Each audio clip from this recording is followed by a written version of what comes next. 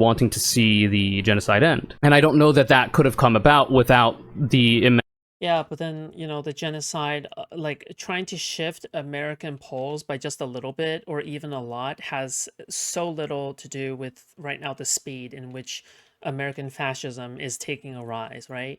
Like that has like, okay, great. So you shifted poll numbers for a little bit. How does that translate onto direct action, right? Like every single time someone talks about the polls like that or something, my direct response to that would probably be something along the lines of, how does that translate? First of all, how does that translate onto direct action? Number two, how does that prevent the current rise of American fascism where domestic people are currently being black bagged and taken away, right? Because for me, that's a lot more important to me than Palestinians dying, right?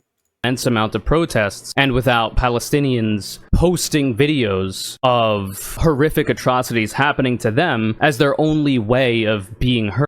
Look, I'm just gonna say, okay, you are one privileged motherfucker, okay? If you care more about Palestinians dying than you do care about Americans dying, okay? You're one incredibly privileged motherfucker. If you don't care about, your fellow neighbors dying, then versus like Palestinians dying, okay? You must be so fucking privileged right now, okay? You must not live near any kind of Mexicans. You must not live near any black people. You must not live near any poor people, all right, for you to be thinking that, which is a self-report, okay? So As their only way of getting people to understand the hell that was brought upon them and trying to get whatever nation those people viewing that to try to pressure the state of Israel to stop it. It's the only way that they have a voice, because their voice is systematically shut off by the state of Israel, who its current far-right administration seeks to cleanse the ethnicity of Palestinian from the area. It doesn't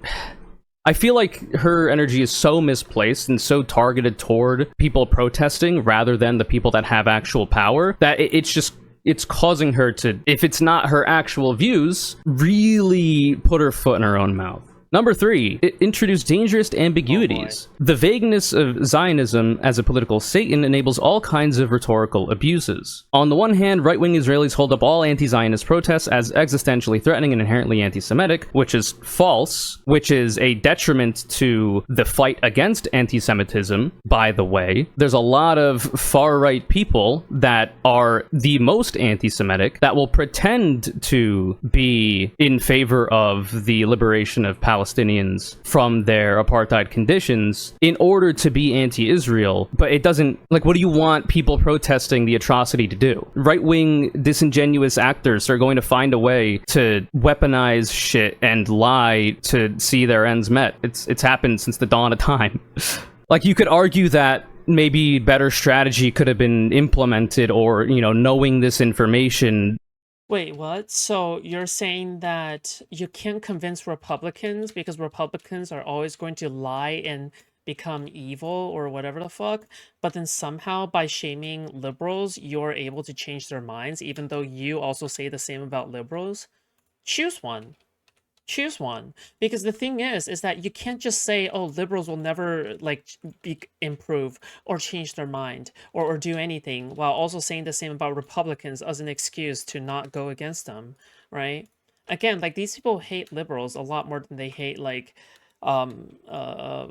other Republicans, which is insane to me. It is like one of the greatest signs of privilege. Again, they self-report. All they do is self-report every single day. They just self-report how rich and privileged, suburban, living alone with their mom they are, Like, it's such a self-report. Like, every single time it's self-report. Dude, do you really think like the average like immigrant Mexican who grew up with their like fucking 10 hombre children, who has to like work in order to survive from like an early age of like, I don't know, 12 or 13 or something at their mother's restaurant, do you think they have a time to listen to like Conure or Vaush or like listen to any of these people? No, they wouldn't even discover them, okay? Like, the reality of the situation is that like being a leftist, like selectively, like it automatically selects for like the most privileged of people, because only they can, start worrying about people like Palestinians, even though most people are worrying about like feeding their family. Like, fuck me, dude. Like, this is actually like ultimate privilege. Different rhetorical means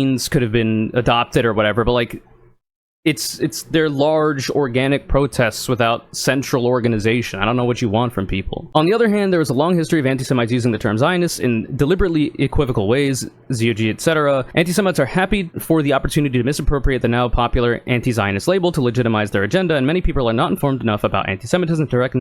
Blue-collar people don't read theory. Yet they don't. Because they don't have time to read theory. It's ridiculous. When this is happening. These problems are mutual. Like, nothing is more condescending. Nothing is more condescending than somebody like Wintermute or any kind of suburban person, like going in front of like a blue-collar worker and saying it to their face. Yeah, by the way, I think you should read theory. I think you should do that. Dude, like this rough and gruff looking like blue-collar worker who has like dirt on their shirt and everything. Yeah, I think you should read theory. And the person saying reading theory is like the cleanest looking motherfucker ever, who wears like fucking who wears like finger paint and like color tattoos and shit. Dude, give me a break, dude. Really reinforcing this. That's not really a problem of the protesters. It's not like in a vacuum you could have these strategic concerns. Like are these the people that's supposed to awaken class consciousness? But the way that they've been voiced in this post in such a combative way, rather than just a simply critical way, which would be totally fine, I think is where you're gonna, get into trouble with a lot of people. Like the entire point of... As somebody who has actually worked with blue-collar workers, I can say they don't give a single flying fuck about leftist theory. Okay? Of the conflation of Judaism as a religion and Zionism as a colonial ethno-state project is one of the goals of the far-right administration in Israel. The reason being they can cynically weaponize claims of anti-Semitism to shut down anybody who's against the genocide of Palestinians. I don't know what you expect people protesting to be able to do with that. There have been so many tepid statements that very popular political figures have made that don't go far enough for leftists or even for some liberals when it comes to being anti the genocide, that have still led to those people getting cynical claims of anti-Semitism weaponized against them, even against Jewish people who are against the far-right state of Israel's actions and who do not claim the... Would they even know the term leftist? They probably would, but it's probably like they will probably say, yeah, I'm a leftist, and it's only because conservatives use the term leftist to mean liberal. Does that make sense? Because conservatives love using the word leftist to mean the word liberal. So, like, yeah, they would just say, I am a leftist, but then it's not in the way that these online lefties use leftist. Those actions as their own, right? Being Jews themselves. Like, it doesn't make any sense. There's only so much you can do against that kind of strategy from the actual Zionist far-right people out there, especially considering the amount of influence that... I'm a leftist. I watch Hassan clips on YouTube Shorts. They have in the American political system through things like apathy. By the way, you know what? You know what we should do? I think we should just like call ourselves leftists. Forget about calling ourselves liberals, okay? I think we should call ourselves leftists just so we can take the term away from like actual lefties, okay? I think we should just start doing that. Just mainly because it's like, just to like, we need to take away their power, dude. Pack and whatnot. Like, if you have better ideas, I would hope to see them in this post for how people could go about this. But I've read it before this, and I don't think she does get to that. Number 3, Dread. The online left has spent the last 20 months distributing hundreds of photos and videos of dead Palestinian children. The main effect of this has been to create a population of people in a constant state of blood-boiling rage with no consequential political outlet. So this is not the left's fault. First of all, the left is not the one who is distributing those photos and videos. Palestinians are. Many people have said this. The only reason those videos exist is because Palestinians... I like you. I respectfully disagree. Leftist is such a dirty term. No, yeah, sure, I agree with that. It's not like I totally disagree with that. I agree it is a dirty term. Who... I only say that just mainly because it's like I don't actually mean it all that much, to be honest. I don't really care either way. Live in Palestine, have taken those videos of their friends and family's final moments and uploaded them to the internet to hopefully garner sympathy from people in nations that might have the power to help the atrocities end. the left signal boosting those who don't happen to be in Palestine or be Palestinian. Like, I don't even know how this is a thing that you could bring up as like a potential issue. I don't believe she thinks that it's an issue on its own, but rather that in her view, the main effect of it has led to a constant state of blood-boiling rage with no consequential political outlet. But like, why is there no consequential political outlet?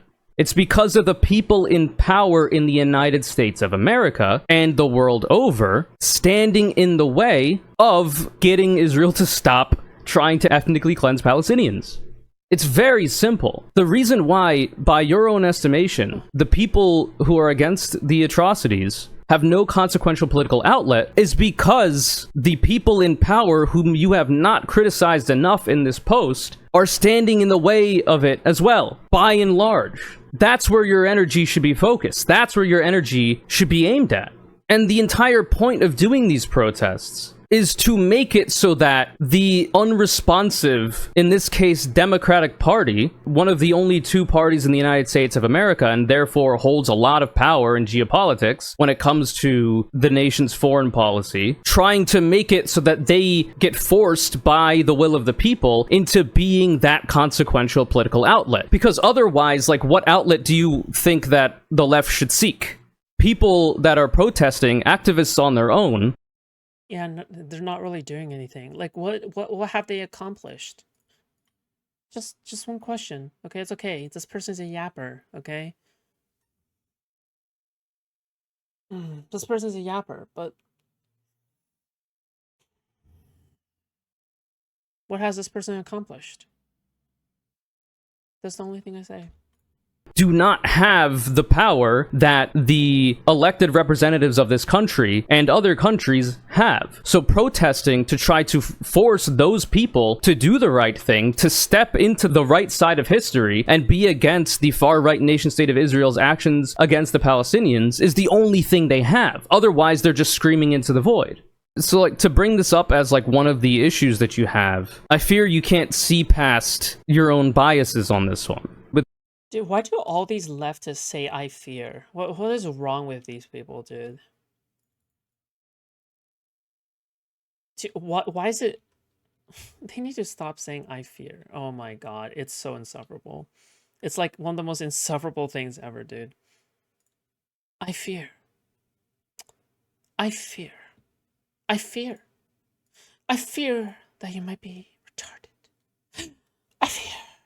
It's like one of the most Beverly Hills way of saying things. No disrespect. I fear this may be worse than useless, she continues. Anti-Semitism and anti-Zionism are conceptually not the same, so it's good that she understands that, and conflating them are dangerous. The majority of the time they are conflated is by far-right actors who wish to see the cleansing of the Palestinians from the earth. The pro-Palestinian side is the loudest voice in favor of decoupling Judaism from Zionism, because it only inflames anti-Semitism in the world to allow for these heinous actions to be committed by the far-right state of Israel, who... It's from Vaush, and I thought it was really funny, so I taught it to Winter. I'm sure Conure also caught it from Vaush. Dude, what have you done? Claims to represent Jewish people around the world and be the only, quote, safe place for Jews in the world. It is a act against anti-Semitism to want to decouple Judaism from Zionism. The majority of the time that people are going to be talking about this, they are going to consistently try to hammer the point home that those two terms are not the same. And that's literally by necessity. It's a defensive action, rhetorically, from the very obvious and easily anticipated cynical weaponization of anti-Semitism that's going to come their way in order to try to silence them, even though they are trying to act against the increased amount of anti-Semitism in the world. It is good that she recognizes that these two terms are different, but, like, I don't know what you want the left broadly to do other than what they've already been doing, which is trying to decouple the terms. But in practice, the way Israel is perceived does seep out into attitudes toward Jews in general, which is one of the goals of the Israeli state, unfortunately. The far-right state of Israel, who are in favor of a Jewish ethno-state, like the idea of the state being conflated with the religion as the same thing, so that they can, like I say, weaponize cynically claims of anti-Semitism against their actions in any capacity, but in this particular instance, the maiming of human beings in Gaza and Palestine. If it's not by design in the administration in Israel, it is a happy accident. She continues, I don't think Jews who feel isolated and wary in the current atmosphere are simply hysterical or hallucinating. Yes, there's communal trauma and hypervigilance. Yes, there's disingenuous right-wing ghouls dismissing and censoring all criticisms of Israel on the pretext of, quote, fighting anti-Semitism. But there's also a valid fear of historical anti-Semitic patterns recurring, and that fear gives power to the right-wing Zionist claim that only Israel can keep Jews safe. It's disingenuous, obviously, because those patterns recurring are in part a result of the actions of the state that claims to be one-to-one the same as Judaism, as Jewish people. Does this mean Israel should not be criticized and sanctioned? Absolutely not, but it's something I don't want to risk contributing to if not outweighed by tangible benefits, so I approach the issue cautiously. That's all well and good, but unfortunately, in order to engage in any kind of... Unfortunately, I fear engage, I fear in any kind, I fear of tangible, I fear conversation, I fear...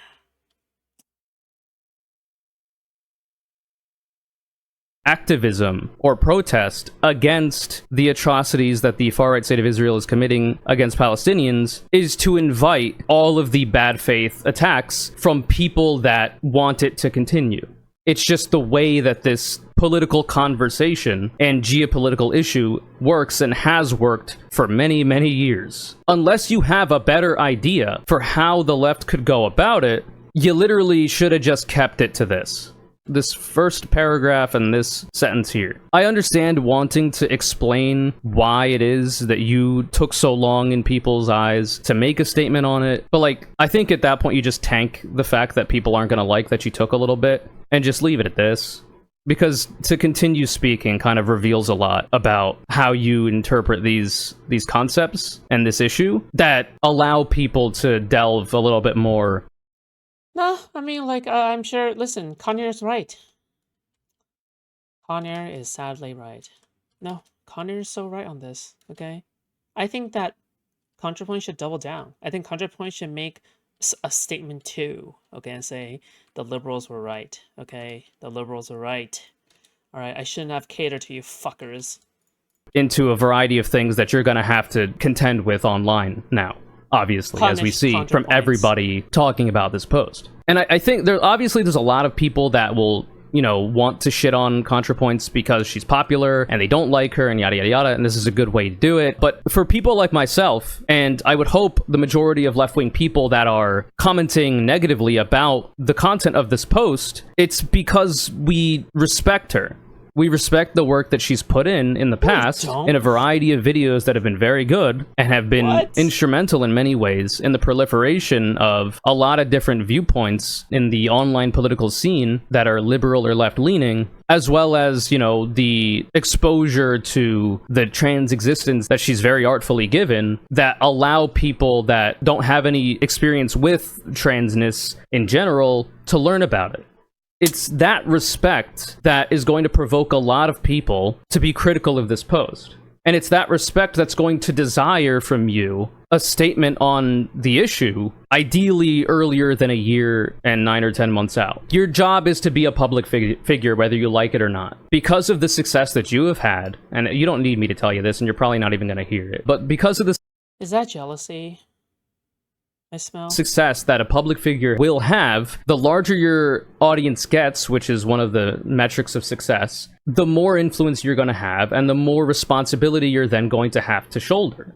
This is something that you just have to understand. And when it comes to issues such as Israel-Palestine, where the waters have been muddied so much, I can understand being hesitant in giving a response to it, in staking a claim on your position.